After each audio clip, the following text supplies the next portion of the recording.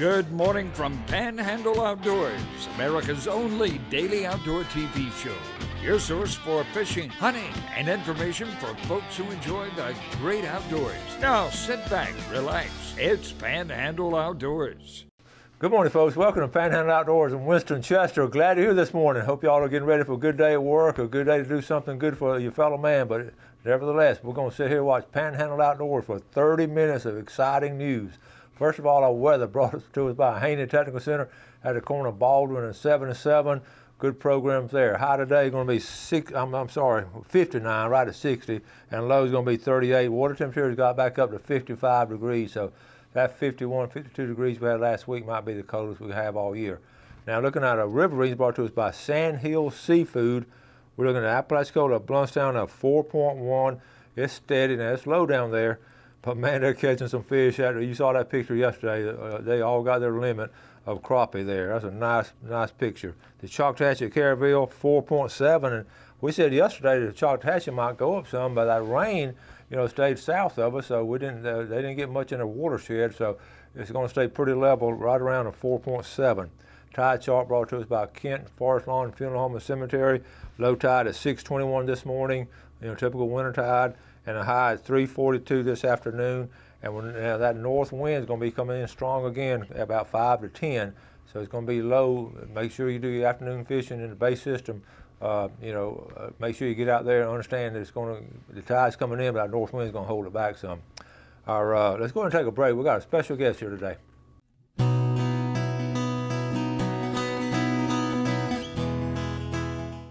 All right, welcome back and welcome Officer Travis Bassford. Good morning. Glad to have you, Travis. Always good to be here. Oh, listen, we got this is funny. The other day we were fishing, and sometimes we want to make sure we always know the laws, and so many of them I have to get them clarified myself, although I'm an outdoorsman. So I text, we were trying to fish in West Bay, and Bill Allen and I had some guests, and we didn't know whether we could fish around those oyster bars. And I thought you could. Bill said you couldn't. So I said, I know somebody that knows. So I text Travis, and he usually answer right away, but I know he's busy and all. You didn't answer right away. Where were you? It took me a little bit. I was over in Puerto Rico, so it took a while to get the text message. Well, how was your trip down there? It was really good. We went down there and saw some of the family and spent about a week down there. It's 85 every day down there, so got away from the cold weather, and it was really good. Well, let me ask, give me a first-hand report, because you see so much stuff on news, and so much nowadays you don't know what's true and all. So give me a first-hand account of you went down there visiting your in-laws, and how is it? I tell you what, man, there's some areas where it's back to normal completely, and then a lot of the island, though, they got hit really hard. I mean, as we were coming in, a lot of people have seen stuff on Katrina and then Irma. You see the blue roofs. Yeah. FEMA's been handing out, and there were a lot of blue roofs where people still trying to get stuff patched up. My wife's grandparents, they still don't have power. Wow. So they haven't had power since mid-September last year. Oh, my goodness. And it's hard for us to think about that. And we went and visited them a couple times, and it's tough. There's pockets where there'll be power, and then you drive half a mile down the road and nobody has power, and it's so on. So a lot of red lights still out. They got hit really bad. It was really about a Cat 5 direct hit, and then right before it hit, they said it went down to a 4, but it was pretty devastating. That's exactly what happened when Opal hit here. That's exactly what happened with a 5 and then a 4. So I know that is devastating, but we were fortunate here that we have a lot of help and all. But down there, they couldn't get a lot. But now there are a lot of people down there helping. Really isolated, yeah. But I did see a lot of people from the States helping. Some people from North Florida, Texas, Kentucky. They were all down there working on the power and the crews.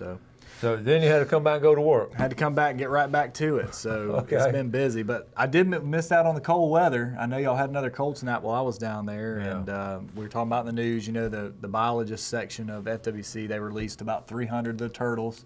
Your buddy down in St. Joe Bay, they had the honor of getting all those turtles up in the boat. They did. I got some pictures of them. Good, yeah. They did a lot of hard work. And St. Joe Bay, a lot of it's so shallow. That water gets so cold in that shallow water, and it was mostly green sea turtles. I think they said they had some Kemp's Ridley, but it's a lot of work. A few years back, we had them more over this way, but St. Joe Bay, for some reason, they get caught in there and they get that cold stun or cold stress. Well, both the Webb brothers on one boat, and they were working. You could tell they were working hard, but those turtles are heavy. Oh yeah. So, but they work out a lot anyway. So that's a good reason. Yeah, they were doing CrossFit that day. They did. So that was good. And then as far as the FWC LE side of it, we've got deer season still going on. I've heard a lot of good stories. Up at our place, they read a little earlier, but Bay County, Gulf County, I've heard they're starting to chase. Heard a lot of good buck stories about chasing and the one that got away or the one they got. And that's going to run until February 18th, general gun, and then we'll have a week of late muzzleloader after that. I'm going to try to get up to our place and go again. And then also we talked about that Crooked Island fish kill that we had. And you saw that, didn't you? I did, yeah. I went out there. That was the snap we had, I don't know, 2 or 3 weeks ago before the last one. And I went out there, and there were a lot of fish floating around out there. I think they just got caught in the shallow water. Mostly what I saw, ladyfish, some pinfish, stuff small like that. Hopefully the trout and redfish and stuff were able to get a little deeper, but it was some serious cold weather for us. Yeah. And another thing with duck season, I was out in West Bay this past weekend. Still have good numbers of redheads and bluebills. That's going to run for 1 more week. We've got duck season, and that's going to go out. Want to remind everyone. So you are still seeing some redheads over there? Oh yeah. Okay. Yeah, in the West Bay area. I see Yeah. it on the North Bay where every year I look for them and all. I haven't seen much on North Bay this year. Yeah, North Bay it seemed like scattered buffalo heads and McGangers. But West Bay around Botheration Bayou, around the Colony Club, for whatever reason they like that area, and there seem to be some pretty good numbers out there. Are we getting some hunters still out there going after them? Oh yeah, those guys are hardcore now. They get out there, put 100 decoys out, and then it takes them so long to get them, but they know what they're doing, and they know where to go. So they're still after them. And then the big news coming up. I'm actually going to be over there for it. We've got a commission meeting in February. 7th and 8th at Florida Public Safety Institute in Havana. And they've got some pretty cool things going to be going on at the meeting. They're going to be talking about a big thing for our area is sheep's head. Something that we had mentioned, I guess last, I want to say summer or fall, but it's been a big concern for a lot of the charter captains and a lot of the recreational fishermen that we have that bag limit of 15 per person. And they're finally going to put that into draft rule. Going down from 15 to 5, that's a big change. I've heard about that. We're going to take a break and come back and talk about that because that's a big deal around here. Okay, welcome back. So here with Officer Travis Basford with the roots up there in Jackson County and some good folks up that way that are kin to you. Absolutely. You got a big crowd. How's the hunting season been up there around the farm? It's I know been you good. got that nice one. It's been good. Yeah, I did get a good one, and it's been really good. That's what I was saying. Some of the stories I've been hearing from family and friends about big bucks chasing up there and close calls and this and that. So it's going on. I mean, it's time to get in the woods. So okay, now we're getting back to these sheephead. I get a lot of feedback myself. I know you do too, and the feedback I'm getting. Some are typical. Some people are in favor of it. Some say, well, let's go ahead and leave it like it is because we're not going to hurt them. So it's going to be interesting what the biologists say and be interesting what the committee does. So what's your thinking? Well, what does it look like? I think they're going to vote on. I think they're going to go down to the 5, but we'll find out for sure. It looks like when you've got the biologists and then enough stakeholder input, those two together, usually that's what pushes a rule change. So when you got those both on the same page. Now, like you said, anytime you have a change, and this is a pretty drastic change. That's right. There's going to be some opposition. 15 fish down to 5. That's a big deal. But you have to think this too, because I was born and raised here in Panama City. March and April, the sheep's head go to the pass. They spawn. They congregate. Say me, you, and a friend of ours went out there and we caught a limit of if the new limit goes to 5, we caught 15. Yeah. That's quite a bit. I mean, we could have a big fish fry, feed the entire family. And that's the thing, too. After you clean about 10 or 15. They're hardest fish to clean. I'm telling you, they're really good to eat. But, yeah, you clean about 10 or 15 through that armor. Well, and I've seen you're about tired of it. And you've seen them, they'll load the boat, 4 or 5 people when the limits, if there's 5 people out there and the limit's 15, they were actually catching 75 fish. Oh, yeah. Then tomorrow they're coming back doing it. So it's and you multiply that by however many boats, and you and I both know on a pretty day, they're going to be out there. So that's the thing. They're going to be voting on. When I come back on here, I'll have an answer for you, and that's going to be implemented. It's like a lot of things. It might not be in the current paper regulation. I'll have to go online and look at that. So big news on the sheep's head fishery. Another thing, too, they want to do is create a vessel limit We saw the change with the cobia vessel limit of 50 per person. So, that would be, or not 50 per person, but 50 per vessel. So you couldn't just load a bunch of people, and I've seen them do that. So they want to put that vessel limit, and that would only be March and April, the vessel limit. And that's when most people target them, really, and that's when they're the most susceptible to overharvest, is when they congregate like that. Because, I've caught them in the summertime around the bridge pilings and docks and stuff like that, but not to where it's every other cast, So anyways, big news on Sheep's Head. Another thing they're going to be voting on, not a really a fish I go after, but we do see them, especially over to the east of us, or triple tail. Yes. We spoke about that. That was something that hasn't been changed since 1996. They had a lot of people get together and say they really would like to see an increase in the size limit, and so they're going to be voting on that as well. They want to go from 15 to 18 inches, so that would be 3 inches up. I know I've talked to some triple tail fishermen. They don't even keep them unless they get bigger like that. But they're wanting to do that, and just like a lot of our fish, as they study them more, they want that minimum size limit to be where the fish can reach sexual maturity before they're harvested. So we've got that renewable resource, Another thing they're going to talk about, executive orders we've had for St. Joe and Gulf County, St. Joe Bay and Gulf County scallops. They're looking to approve that August 17th through September 30th season, about a month and a half. They're wanting to do it with the executive order again. That's not the usual way FWC goes about doing things, but because this has been an issue the last couple of years, they want to be able to make quick changes based on the data. So it looks like for the next year or two, they're going to be doing these executive orders so they can do a quick change until we've got a population that's more rebuilt over there. Okay, so that's big news in saltwater fishing. I mean, I tell you what, this sheep's head thing's been a long time coming, and we'll know more about it when I come back on, but I think they're going to be moving toward that. A thing I talked about last time I was on the show, I wanted to clarify.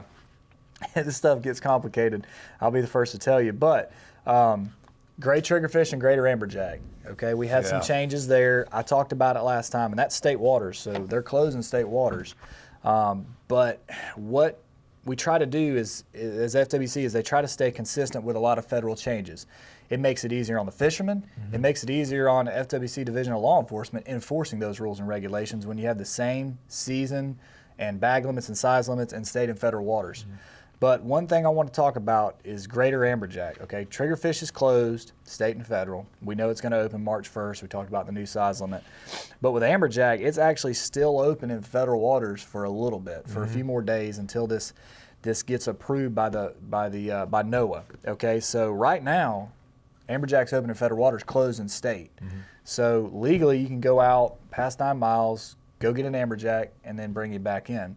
But one thing you need to always remember, now just a reminder to everyone, if you go, say you want to catch some beeliners, if you go catch an amberjack in federal waters and then come back 5 miles offshore and start fishing for beeliners, you're actively refishing in state waters with a fish that's closed in state waters. You're gonna leave it up to the discretion of the officer to make a decision, and we don't know if you caught that fish 5 miles offshore or 15 miles offshore. So the best thing to do is, if you're going to go out there for amberjack, and most of these guys know this, but you can still get questions on it, go catch your federal fish and then be in continuous transit back to the dock, marina, hill, whatever boat. That's the smartest way to do it. Because that way, and if you wanted to catch beeliners in state waters, do that first and then go catch your fish in federal. So it's supposed to be closed here in a few days. You got to stay on the NOAA website to find out exactly when it's going to close, and then that'll reopen in May with state waters. So then triggerfish and amberjack will be consistent again. That's interesting right there, because it is, we're here on amberjack. The guys that talk to me say they're having to go out real deep water to get them. Oh yeah, they are, and it's hard to find bait this time of year. But a lot of people, they're catching them on those butterfly jigs and bucktail. I mean, they're just getting them on jigs, because once you find them, they are aggressive. So okay, all right. Now, did I cover all of that now? That's pretty much all the fishing stuff I have. Okay. I mean, it's been. That right there, I just want to go over because it can get confusing. Yeah, it can. We want to keep everybody informed on it, so we'll all do the right thing if we can, and exactly. We all have good intentions. All right, we're going to come back with our case of the month right after this break.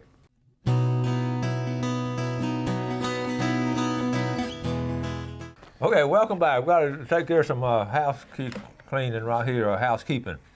Willahima Swearingen and Edson Swearingen, I'm adding your name, okay? You all were right the first time, okay?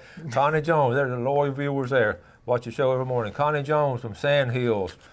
Lauren Gowd from Lynn Haven, or Good, Star Good, Lynn Haven, and Tony Johnson, all good viewers there. So we're going to put those names down. Let's look at a fishing game times today brought to us by Blue Water Outriggers. 5:22 to 7:22 this morning, and 5:47 to 7:47 this evening. And that late afternoon has been really pretty lately. Last couple of days, that late afternoon has been really nice. Yes, it has.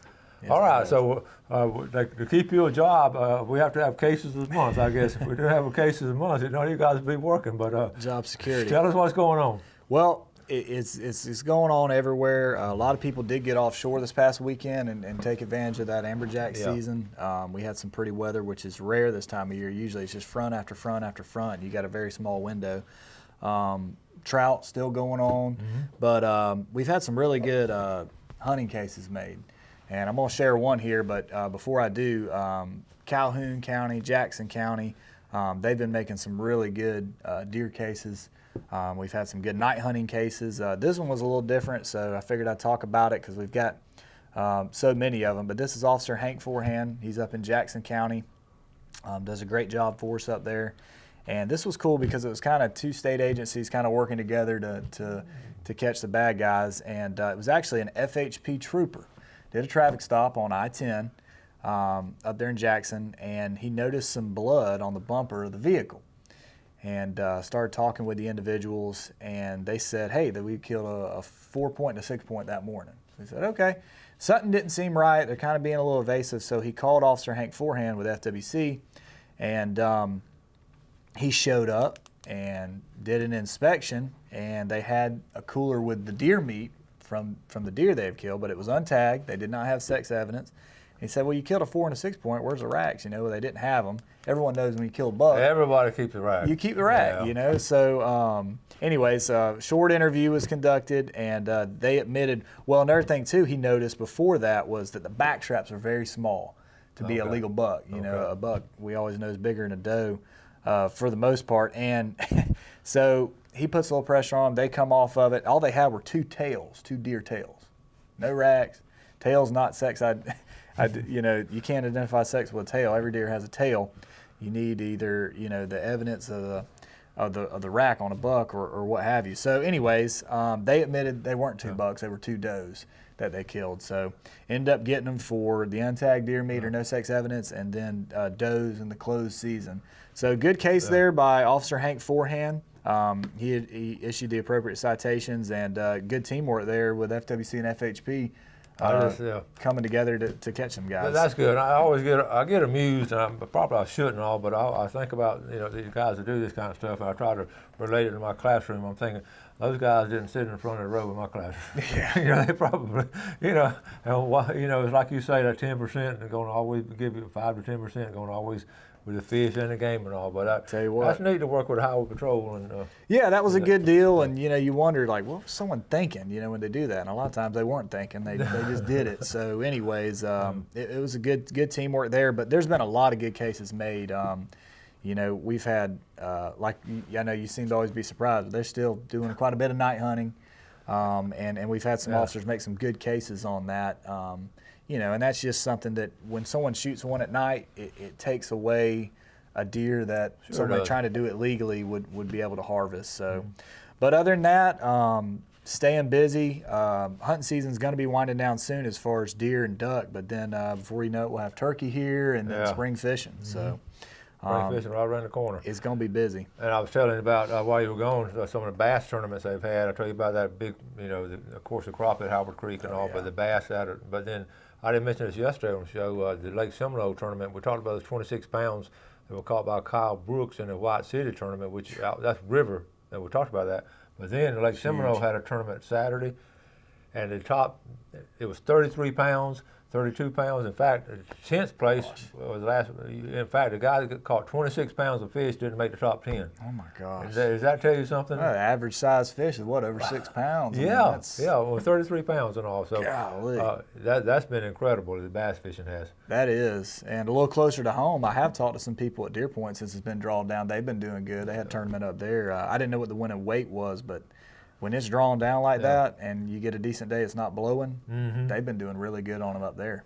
Now, on the drawdown, have you talked to any of you guys? Is that still going pretty strong? I know we had some really cold weather, so that should have really had an effect on it. I agree, and we're all hoping that knocks some of the weeds back, because I've just seen it, shoot, in my lifetime, how that lake has just got so much of that Limipicopa is just taken over. But, yeah, it's still going down good, and anytime we have below freezing for that long, we're hoping anything exposed is going to get killed. Yeah, that looks good up there. I think that's going to be going until, I think they're going to keep it into February is the plan. So, and then, you know, as long as that's down, right on the other side with the water coming out, people have been doing good on trout over there. So we had a good picture yesterday. Your biologist, FWC biologist Chris Paxton, and his father-in-law, Barry Miller, they had a good catch down at the lower end of the Apalachicola River. Oh, yeah. And they were doing real good over there. So we've heard some good reports. Good deal, yeah. And Chris Paxton does a good Chris job. will be coming on the show one day next week, and we'll be talking about some, from a biological viewpoint, what's going on with the fisheries and all. Good deal. That's going to be good. And they had trout, flounder, and redfish. Oh, really? So now we got about a minute left. When you're checking your boats and everything now, what are you seeing a lot of? To tell you the truth, it's just trout, more trout. But I will say this as far as the saltwater. But in the past too, the other day I talked to another officer, and the bull reds are in there thick. There was a guy like every other cast catching them. In the past? In the past, big ones. We talked about that, and it's a good time of year to catch them. It is, but yeah, I'm just trying to think. Mostly trout, and then if you're not trout fishing, they're usually duck hunting out there. Yeah. So that seems to be the common thing. And those guys, you know, that's hardcore. I've done some bay duck hunting. It's a lot of work, but it's fun when they do come in. They're doing all in the morning, most of them, right? Most in the morning, and then they will go in the afternoon. But the thing about those, it just seems like they'll fly earlier. You know, the closer it gets to sunset, they don't fly as good. So gotta get out of here. Thank you, buddy. Always enjoy it. Good job. All right, look, folks, thank you all for watching Panhandle Outdoors. Always do something good today for your fellow man. You have a great day. Enjoy the outdoors, and God bless. Thanks for watching America's only daily outdoor TV show, Panhandle Outdoors with Winston Chester, featuring hunting, fishing, and other activities and information to help you enjoy the great outdoors. Join us next time for Panhandle Outdoors.